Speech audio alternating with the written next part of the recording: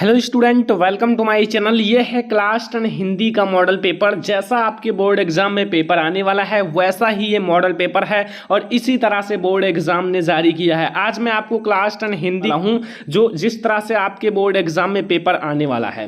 देखो, ये है 2022 का और 70 मार्क का आपका पेपर प्रश्न पत्र है। ओके, केवल आपका जो है प्रश्न पत्र है। यहाँ मैं आपको बताऊंगा क्या क्या चीज़ें पूछी जाएंगी आपके बोर्ड एग्जाम में। तो यहाँ आप लोग देख सकते हो, सबसे पहले 3 घंटे 15 मिनट आपके पास समय है। 3 घंटे 15 मिनट में आपको 15 मिनट पढ़ने हैं, यानी कि आपका जो पेपर है, एंड 3 घंटे में आपको अपना पेपर सॉल्व करना है। अब यहाँ मैं आपको दिखाता हूँ क्या क्या चीज़ें हैं। सबसे पहले आपको निर्देश दिया रहेगा, प्रारंभ के 15 मिनट जो है परीक्षार्थियों को प्रश्न पढ़ने के लिए निर्धारित हैं, ये आपको पता है। अब आपके क्वेश्चन स्टार्ट हो जाएंगे। देखो, पहला प्रश्न क्या कह रहा है। इससे पहले वीडियो को लाइक कर दो, चैनल पर नया हूं सब्सक्राइब कर लेना, ठीक है। पूरा मॉडल पेपर है जिस तरह से आपके बोर्ड एग्जाम में आने वाला है, ठीक उसी प्रकार से, तो आप लोग जरूर वीडियो को लाइक करना है। ओके, निम्नलिखित कथनों में से कोई एक कथन सत्य है, उसे पहचान कर लिखिए। आपके पास कई सारे कथन है। ए, जो आपका विधा निवास जो है वो विधा निवास मिश्र कवि के रूप में प्रसिद्ध है, या स्कंदगुप्त आचार्य रामचंद्र शुक्ल जी की नाटक विधा है। ओके, या फिर नाटक कीर्ति है, या फिर तीसरा आप लोग देख सकते हो, तीसरा जैनेन्द्र मूलतः डायरी लेखक हैं, या फिर चौथा मेरी तिब्बत यात्रा जो है राहुल संस्कृत्यानंद की कृति है। अब आप लोग बताओ इसमें से कौन सा सत्य है। तो यहाँ आपको पता होगा मेरी तिब्बत यात्रा जो है राहुल संस्कृत्यानंद की कृति है। तो जल्दी से आप लोग टिक मार लो, ये बिल्कुल सही आंसर है। ओके, यहाँ मैं आपको कुछ आंसर्स भी बताता चलूंगा। यहाँ आपके सामने अब देखो, खा नंबर क्वेश्चन इसी प्रकार से पेपर आएगा जैसा है, ठीक है, सेम आएगा ऐसे। खा नंबर देखो, निम्नलिखित में से किसी एक रचना के लेखक का नाम लिखो। रस मीमांसा, गांधी जी की देन, एंड अर्धनारीश्वर, एंड तितली। अब भाई आप देख लो यहाँ आपका कौन सा सही है। तो अगर आप लोग जानते हो तो अच्छी बात है। इसका जो है आचार्य रामचंद्र शुक्ल जी है। मैं आपको 2 का बता देता हूं और आप लोग 2 याद कर लेना आपके कहीं ढूंढ कर। यहाँ तितली का जयशंकर प्रसाद जी हैं, एंड और आप लोग देखना, ठीक है। 2 मैंने बता दिया है। अब यहाँ गा नंबर आप देख लो भाई, गा नंबर है प्रेमचंद्र अपने घर में किस विधा की रचना है। अगर आप लोग कहीं से सर्च कर लेना, वैसे ये जो है ना, ये है संस्मरण विधा की रचना। ओके, घा नंबर देखो, हजारी प्रसाद द्विवेदी जो है कृति एक उपन्यास का नाम लिखिए, यानी कि कृत उपन्यास का नाम लिखिए। हजारी प्रसाद द्विवेदी कृत एक उपन्यास का नाम लिखिए। एक अंक का है ये प्रश्न। अब आप लोग बताओ कौन सा इनका उपन्यास है। तो ये है बाण भट्ट की आत्मकथा, इनका उपन्यास है बाण भट्ट की आत्मकथा। ओके, तो याद रखना, यहां से आपका क्लियर हो गया। अगला क्वेश्चन देखो, हिंदी के एक जीवनी लेखक का नाम लिखिए। हिंदी की किसी एक जीवनी लेखक का नाम है, वो है रामधारी सिंह दिनकर जी। अगला देखो, यहाँ क्वेश्चन नंबर 2 अभी स्टार्ट हो जाएगा। 2 नंबर का प्रश्न है, देख लो।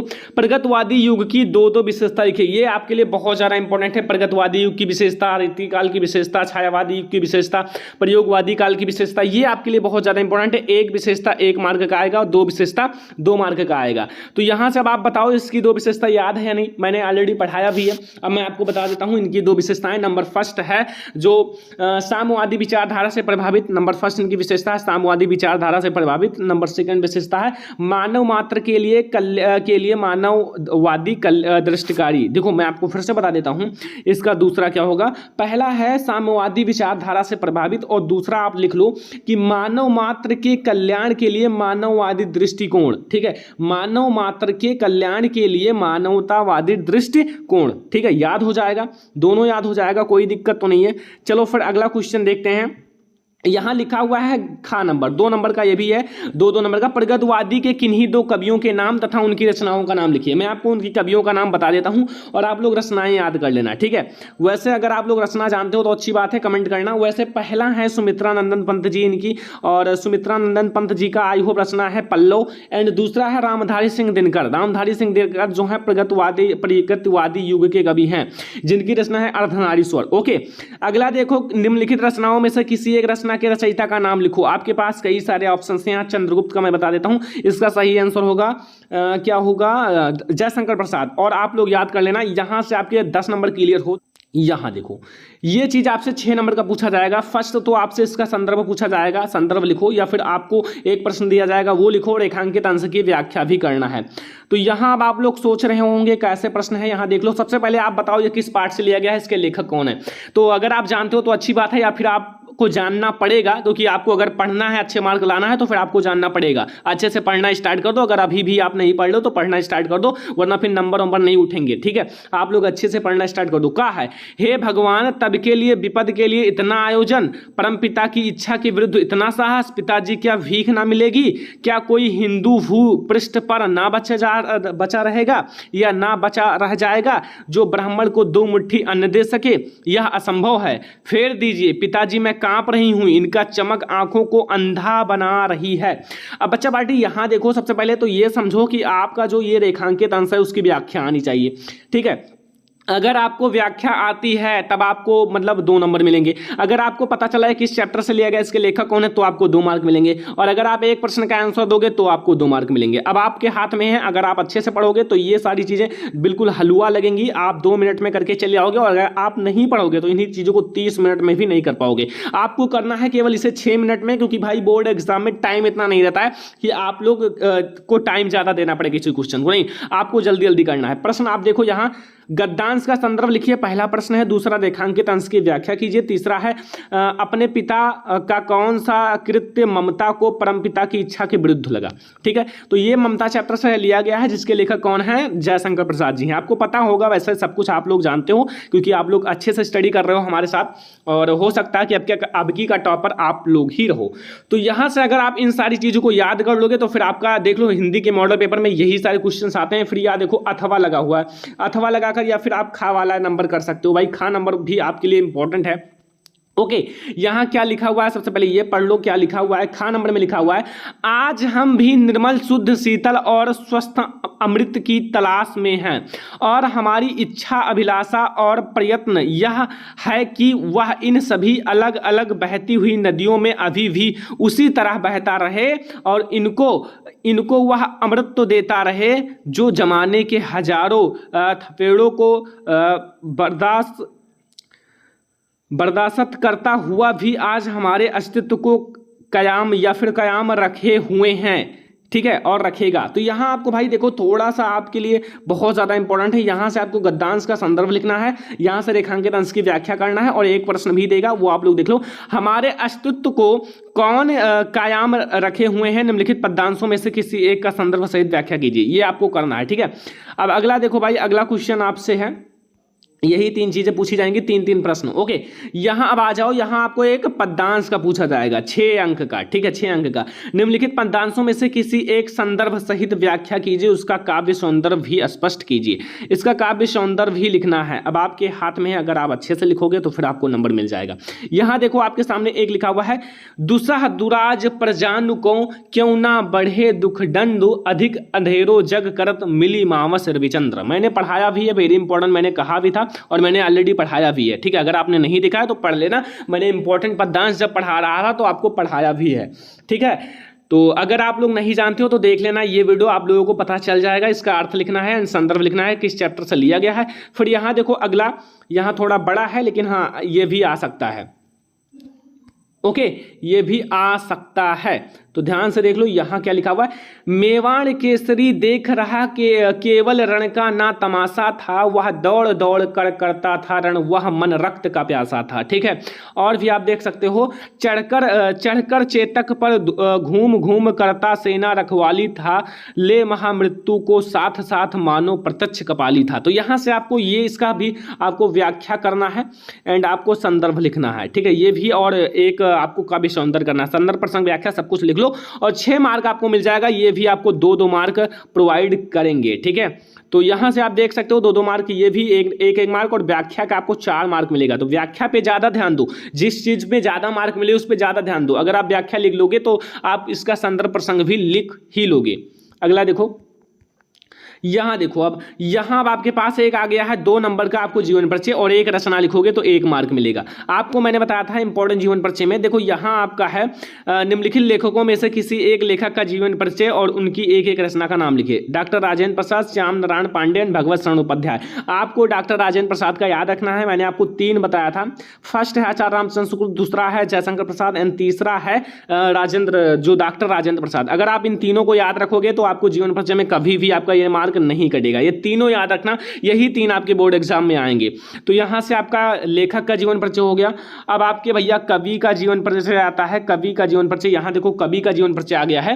देखो यहाँ खा नंबर है, लिखा हुआ है निम्नलिखित कवियों में से किसी एक कवि का जीवन परिचय तथा उनकी एक रचना का नाम लिखिए। सूरदास, सुमित्रा नंदन पंत, महादेवी वर्मा। मैंने आपको बताया महादेवी वर्मा जी जो है ना, उनका भी आपको जीवन परिचय याद रखना है। क्यों? क्योंकि इनका एक पंक्ति कटा है आपके सिलेबस से, जीवन परिचय और एक और पढ़ना है अभी पंक्ति। तो यहाँ से आपको मैंने बताया था सूरदास, तुलसीदास और महादेवी वर्मा, इन 3 को मैंने इंपॉर्टेंट बताया था, जिसमें से आपको तीनों देखने को मिल गए हैं। ठीक है, या फिर सुमित्रा नंदन पंत जी को नहीं बताया था, लेकिन हाँ आप 3 में से एक ही मिल जाए तो फिर आप उस पर लिख देना। ठीक है, यहां से सब कुछ आपका क्लियर होता जा रहा है। फिर आपको ये देखो 4 नंबर का संस्कृत का व्याख्या आएगा, जैसा पेपर आया था पहले वैसा ही आएगा सब कुछ। इसका अनुवाद लिखना है संदर्भ सहित। देखो यहां आपको दिख रहा है एयम नगरी विविध, यहां आपको देख लो विविध धर्म संगम स्थली महात्मा बुद्ध तीर्थकर एंड पार्श्वनाथ शंकराचार्य कबीरदास या फिर गोस्वामी तुलसीदास अन्य चा बाहवा महात्मान अत्रगथ्यत एंड स्वयं विचारम प्रश्याम। ठीक है, तो यहाँ आप लोग इसका सबसे पहले आप हिंदी अनुवाद कीजिए और संदर्भ लिखिए, आपको 4 मार्क मिल जाएंगे। या फिर अथवा लगाकर एक और दिया रहता है, 2 में आपको 2 में 1 करना है और 4 मार्क आपको मिल जाएंगे। तो यहाँ से काफ़ी ज़्यादा इजी हो गया अगर आप 4 मार्क गेन करना चाहते हो। ठीक है, तो अगर आप देखो हिंदी में आपको 70 में कम से कम 70 करके आओगे तब कहीं आपको 60 या 65 मार्क मिलेगा भाई। 60 या 65 मार्क जब आप कुल में कुल करके आओगे, क्योंकि इसमें हैंड राइटिंग के भी मार्क कट जाते हैं। ये भाई सबसे सरल चीज आ गया। 2 नंबर का आपको श्लोक याद कर लेना है। 2 नंबर का श्लोक आप अभी तैयार कर लो, क्योंकि 2 नंबर का श्लोक अगर आप तैयार कर लोगे तो फिर आपको कोई दिक्कत नहीं होगा। अभी आप तैयार कर लोगे तो हमेशा के लिए याद रहेगा 2 मार्क का। फिर देखो निम्नलिखित में से किन्हीं 2 का उत्तर आप संस्कृत में देना। 2 नंबर आपका 2 का देना है, 2 मार्क मिलेगा। वीण केन पूज्यते एंड, या देखो श्वेत केतु कहा आसीता एंड आसीत, या फिर चंद्रशेखरा कहा आसीत, वाराणसी नगरी किमार्थ प्रसिद्धा। ठीक है, ये सारी चीजें आप देख सकते हो। 4 आपको दिया हुआ है, इसमें से 2 का आपको आंसर देना। 2 का देगो आंसर तो 2 नंबर आपको मिल भी जाएगा। तो यहां से आप लोग देख सकते हो काफी अच्छा आप लोगों का पेपर वैसे ही आ रहा है। ठीक है, जैसा आता था वैसा ही आएगा। हास्यरस अथवा करुण रस की परिभाषा तथा उदाहरण दीजिए, 2 मार्क का। रूपक तथा उत्प्रेक्षा अलंकार की परिभाषा 2 मार्क का। और सोरठा तथा रोला छंद की परिभाषा 2 मार्क। यानी कि यहां से रस छंद अलंकार आप कंप्लीट कर लो, 6 मार्क मिल जाएगा। मैंने ऑलरेडी पढ़ाया भी, अगर आप नहीं देखे हो तो जल्दी से देख लो, क्योंकि वो मैंने ऑलरेडी पढ़ा भी दिया है। ओके, अब यहां आप देख सकते हो उपसर्ग आपके बोर्ड एग्जाम में 3 मार्क का आएगा। 3 मार्क का आपको 3 करना है, 6 में आपको 3 करना है। अनु, अप, अभि एंड सह, परि एंड औ। बहुत ज़्यादा इजी हो जाता है, क्योंकि ये कोई हार्ड चीज़ नहीं है। अनुशासन, अनुभव एंड आप ऐसे हर एक का लिख सकते हो। सहपाठी, सहचर, परिवार एंड ऐसे आप बहुत सारा लिख सकते हो। तो ये काफ़ी ज़्यादा ईजी क्वेश्चन आ जाता है 3 मार्क का। यहाँ 2 मार्क का आपको प्रत्यय मिलेगा, 5 दिया रहेगा, 5 में आपको 2 करना है। तो आप काफ़ी ईजी है और तुरंत कर भी सकते हो। प्रत्यय में कुछ है नहीं। ठीक है, जैसे आप यहां देख सकते हो ता यानी कि सुंदरता। ठीक है, या ता देखो आपका पीछे ता आ जाए यानी कि सुंदरता।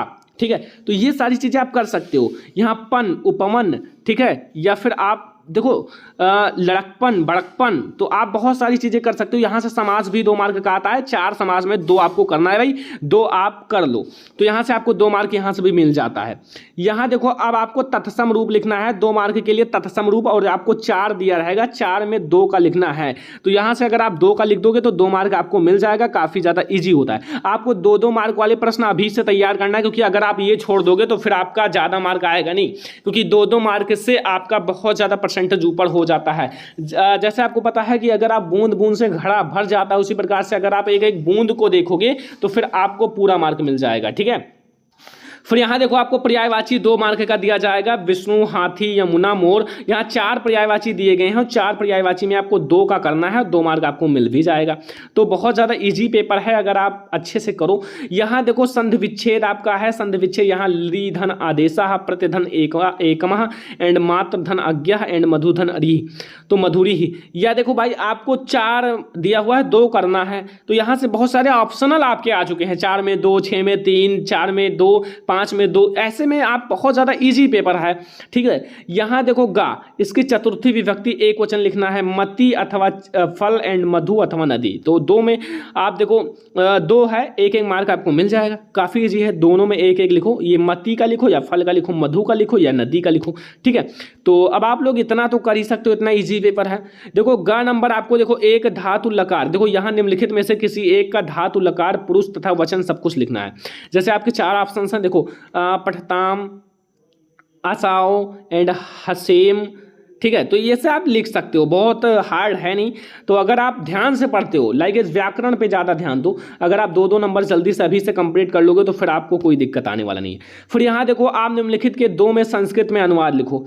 कल मैं विद्यालय जाऊंगा, वाराणसी गंगा के पावन तट पर स्थित है, तुम अपने को वीर मानते हो, हमें देशभक्त होना चाहिए। तो भाई बहुत ज़्यादा इजी है यहाँ। अब इसे, हाँ इसे मैं मानता हूँ कि हार्ड है, क्योंकि मतलब संस्कृत जो बच्चे नहीं पढ़े हैं वो कैसे कर पाएंगे। तो संस्कृत पे थोड़ा सा ध्यान दो, अगर 2 मार्क के गेन करना है। मैंने कहा है अगर आप एक भी मार्क छोड़कर आओगे तो आपका हैंड राइटिंग का भी कट जाएगा और इधर से आपका वो मतलब थोड़ा मार्क और भी कट जाएगा, 2 मार्क, तो बहुत ज़्यादा यार हो जाएगा कम। यहाँ से आपको निबंध 6 है, मैंने आपको स्वादेश प्रेम पर भी बताया था, प्रदूषण की समस्या तथा समाधान भी बताया था, एंड विज्ञान वरदान ऐसा भी। इन 3 को मैंने 5 में 3 सेलेक्ट किया था, ये तीनों देखो है भैया इंपॉर्टेंट में। तो इसीलिए मैंने कहा है जितना मैंने बताया वो सारी चीज़ें याद करो, 6 मार्क आपका क्लियर हो जाएगा। कुछ है नहीं, अगर आप याद करते हो अच्छे से मन लगाकर तो फिर आपका सब कुछ हो जाएगा। अब भैया एक आता है खंड काव्य। खंड काव्य आपका 3 मार्क का आता है, लेकिन खंड काव्य हर मतलब जिले में अलग अलग आता है। लाइक कहीं मुक्त दूत आता है, कहीं ज्योति जवाहर आता है, कहीं अग्र पूजा आता है, कहीं मेवाड़ मुकुट खंड काव्य के आधार पर महाराणा प्रताप का चरित्र चित्रण आता है।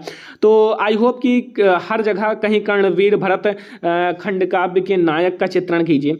तो आपके मतलब जिले में जो भी खंड काव्य आता है उसे तैयार कर लो। फाइनली अगर हमारी बात की जाए तो हमारे इधर लाइक ज्योति जवाहर भैया आते हैं, तो ज्योति जवाहर वाले कंप्लीट कर लेना। ठीक है, मैंने पढ़ाया भी है। तो ये है भैया हिंदी का मॉडल पेपर, जैसा कि आपके बोर्ड एग्जाम में पेपर आने वाला है ठीक उसी प्रकार से ये मॉडल पेपर बनाया गया है। तो अगर आपको ये वीडियो पसंद आया हो, लाइक करना, शेयर करना अपने फ्रेंड्स के साथ। अगर और भी सब्जेक्ट का मॉडल पेपर चाहिए तो यार कमेंट करना। इसका आंसर चाहिए, आंसर की बात की जा रही है तो आंसर चाहिए तो भी कमेंट करना, आंसर का पूरा वीडियो बन जाएगा। लेकिन पहले आप लोग इस वीडियो को यार कम से कम 20,000 लाइक तक तो यार पहुंचाओ यार। तो इस वीडियो को 20,000 लाइक जल्दी से कराओ एंड वीडियो को शेयर करना। चैनल पर नया सब्सक्राइब करना, अपने फ्रेंड्स के साथ शेयर कर देना। हाँ, अगर आपको और सब्जेक्ट चाहिए तो कमेंट करना नीचे, एंड आपको कमेंट बॉक्स में ज़्यादा से ज़्यादा कमेंट करना है। तो ये वीडियो बहुत ज़्यादा मेहनत से बनाया गया है। तो चलो फिर मिलते हैं किसी और नेक्स्ट वीडियो में, तब तक के लिए धन्यवाद।